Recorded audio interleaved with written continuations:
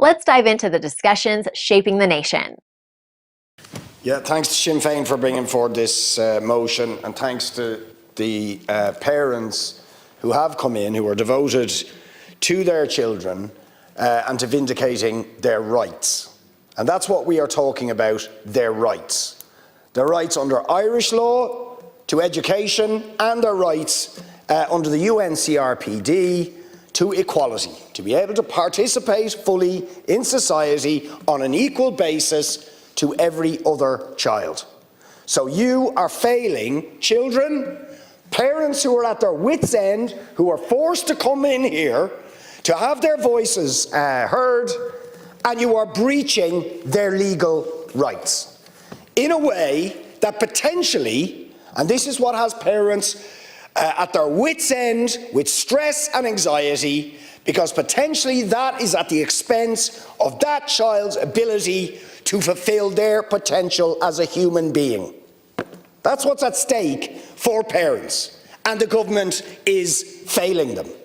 Failing to provide enough teachers generally, by the way, in education, failing to provide enough special education teaching resources, failing to provide enough special classes, failing to provide enough SNAs, failing to provide the staffing in the CDNTs, and you can go on through the list of failures.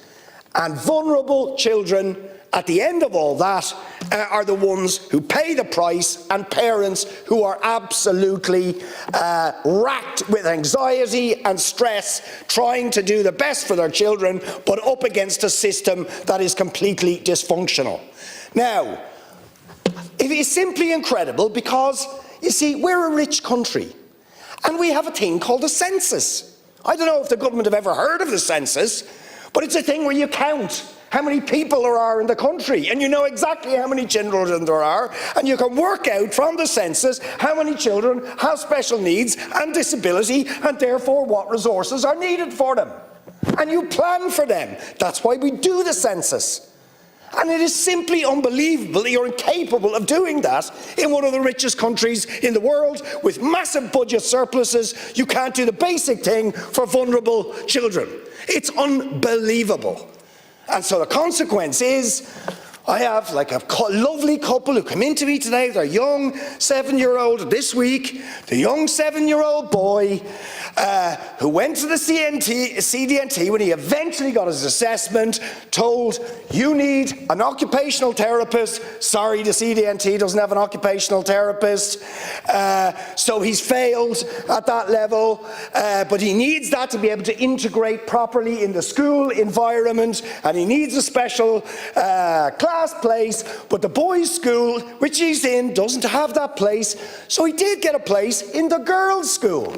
But the recommendation of the occupational therapist was he shouldn't be in the special class all the time, he should integrate in and out, but he can't integrate in and out because he's in the girls' school, not in the boys' school where he's supposed to be. And that is just typical. Or kids who get assessments and are told you need this, that or the other, and as the Lankum lead singer discovered if you were reading the papers at the weekend, yes, your daughter will have services for your child in 2028. Thank you, Deputy. That child has been failed like many hundreds and thousands of others. You've got to do better. Technical Group Deputy.